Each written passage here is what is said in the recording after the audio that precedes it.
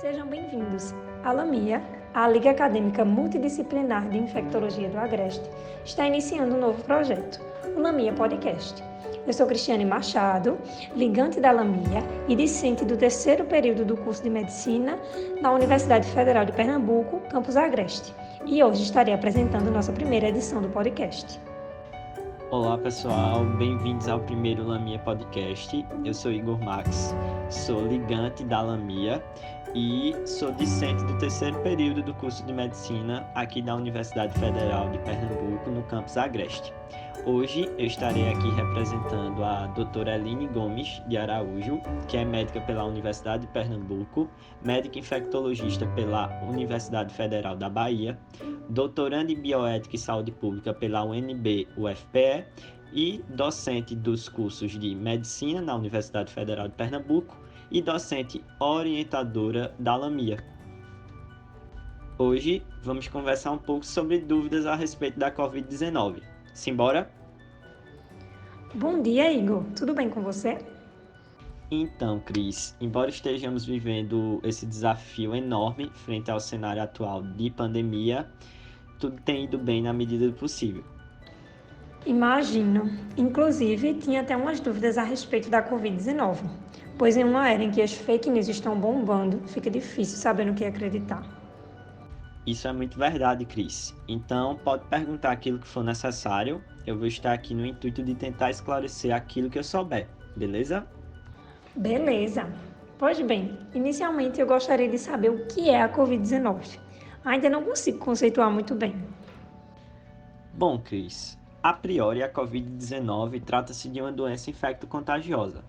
Ela é causada por uma nova cepa viral do coronavírus que foi descoberta no ano de 2019 e foi intitulada SARS-CoV-2.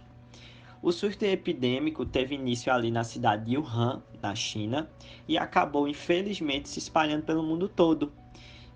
Até hoje, vários países não conseguiram controlar o número de contaminações pelo vírus e dentre esses países temos aí o Brasil.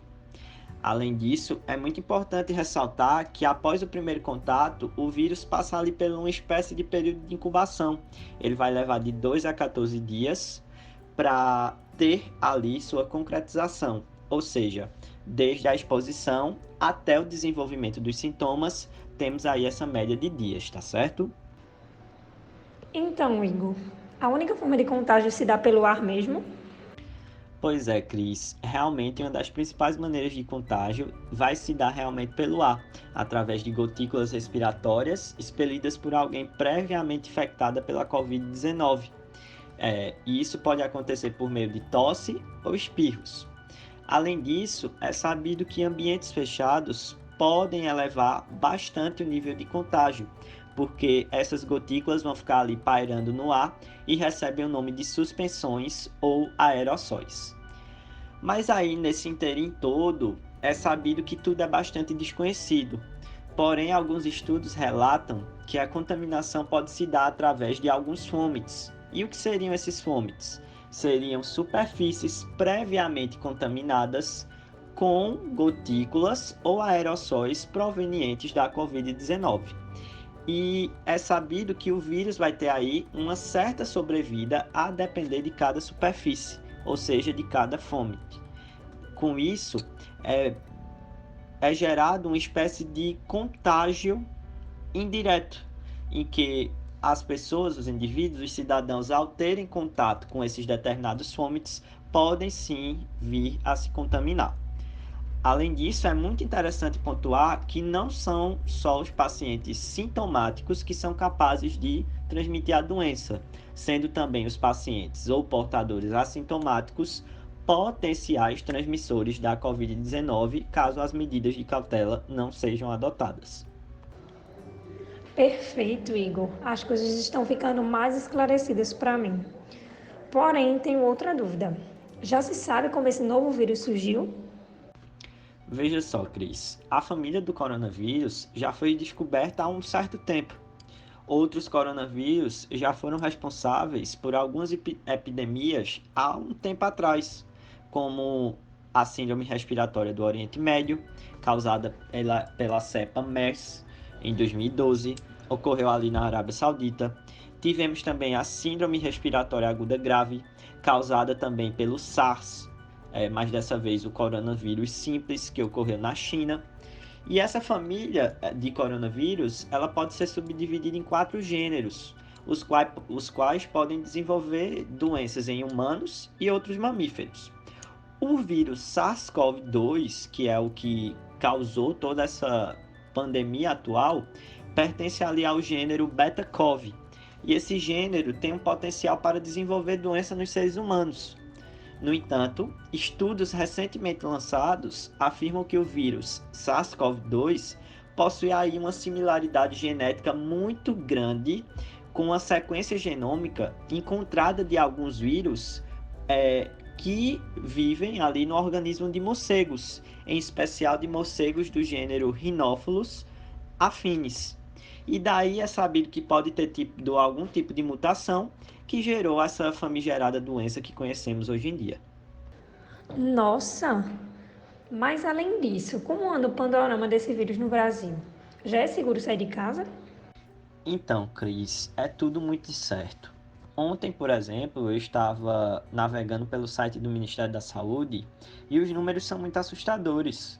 No Brasil, há atualmente mais de 4,2 milhões de casos confirmados e já se vão quase 130 mil vidas devido à Covid-19. No mais, já existem casos notificados em 215 países do globo, onde o maior número de casos, por enquanto, foi registrado nos Estados Unidos, vem sendo seguido pela Índia e atualmente o Brasil ocupa ali o terceiro lugar, no número de casos notificados.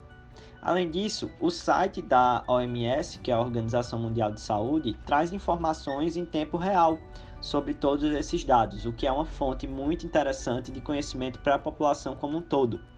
Olha aqui, ó. Atualmente, segundo a OMS, são mais de 28 milhões de infectados confirmados no mundo todo e quase 910 mil mortes causadas pelo novo coronavírus.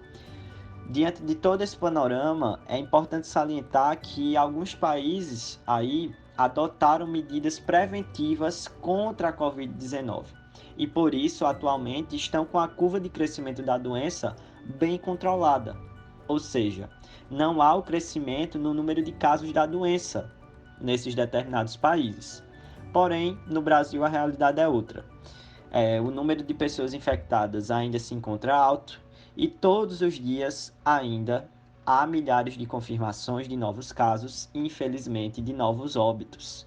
Então, diante de tudo isso, é de extrema importância que todos evitem saídas desnecessárias e que o uso de máscara se torne cotidiano e obrigatório. Sei que é difícil, mas é muito necessário nesse momento, Cris. Complicado mesmo, né? Espero mais consciência das pessoas nesse momento tão difícil. Agora me tire outra dúvida, por favor. Existem alguns sintomas mais prevalentes na doença? Olha, Cris, os sintomas da Covid-19 costumam variar muito. Existem desde formas assintomáticas, em que o paciente não delega nenhum sintoma, a condições clínicas caracterizadas por insuficiência respiratória, a ponto ali da pessoa necessitar de ventilação mecânica ou até mesmo de suporte especializado de UTI. Mas sabe-se que os sintomas iniciais mais comuns são febre, tosse, fadiga, e ali a gente pode ter associado dores de garganta, a dispneia, que é a famosa falta de ar, náuseas e outros sintomas gastrointestinais, a exemplo da diarreia. Porém, é muito importante se atentar às complicações, pois a Covid-19 pode evoluir para uma pneumonia de leve a grave e também para uma síndrome da angústia respiratória grave. Além disso, alguns grupos podem sim ter uma taxa de letalidade maior, caso seja infectado, como é o caso dos idosos, pacientes com doenças cardiovasculares, pessoas portadoras de hipertensão, diabetes, doenças respiratórias crônicas e ali os pacientes que estão enfrentando tratamentos para doenças como câncer. Entendo. Então, existem chances de alguma cura? Existe algum remédio? Eu vi que vários países estão divergindo na forma de tratamento e na minha família, particularmente, temos recebido várias fake news por redes sociais. É tudo muito preocupante. Bem, Cris, é um tema bem polêmico. A maioria dos pacientes tem sintomas leves a moderados e, com isso, é feito tratamento sintomático. Não há evidências de grandes estudos aí randomizados atuais para recomendar qualquer tipo de tratamento específico para pacientes com suspeita ou confirmação de infecção por Covid-19, ou seja, o uso de antivirais, corticosteroides e antibióticos deve ser prescrito com bastante respaldo médico, só em casos extremamente necessários. No mais, a partir da descoberta da estrutura proteica aí, né, do vírus, vacinas estão sendo desenvolvidas e logo poderemos aí ter a chance de ter uma imunidade duradoura contra o vírus. Mas até lá, é importante verificar bem as fontes de informação para não propagar nenhum tipo de notícia errada. Realmente. Espero que essa informação não seja passada adiante. Bem, eu sei que fiz várias perguntas hoje, mas só a última para encerrar. Como posso me proteger desse novo coronavírus? Por incrível que pareça, Cris, no caso da Covid-19, as principais medidas de proteção são medidas de saúde pública, né? Aí a gente vai ter o isolamento, a quarentena, o distanciamento social e a contenção da comunidade como um todo. Algo que o mundo vem aprendendo desde epidemias passadas de outras infecções aí que se alastraram pelo mundo todo. Além disso, proteção é fundamental. Então recomenda-se que ao sair, o uso da máscara seja sempre feito. Ademais, é válido lembrar que a máscara é de uso individual. Então, em casos de reutilização, é preciso que essa máscara seja lavada com sabão ou água sanitária e que ela fique ali de molho por cerca de 30 minutinhos. É importante também ressaltar que máscaras caseiras de materiais aí como algodão, tricoline, TNT e outros tecidos precisam ter uma camada dupla para ter uma proteção mais efetiva e que elas sempre devem estar cobrindo totalmente boca e nariz. E é muito importante ficar de olho aos espaços abertos, principalmente nas laterais das máscaras.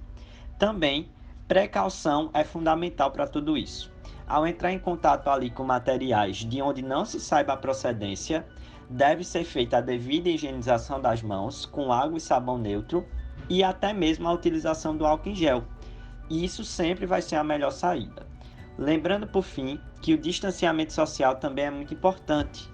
Assim, ao entrar em contato com outras pessoas, é necessário buscar ao menos 1,5 metro de distância.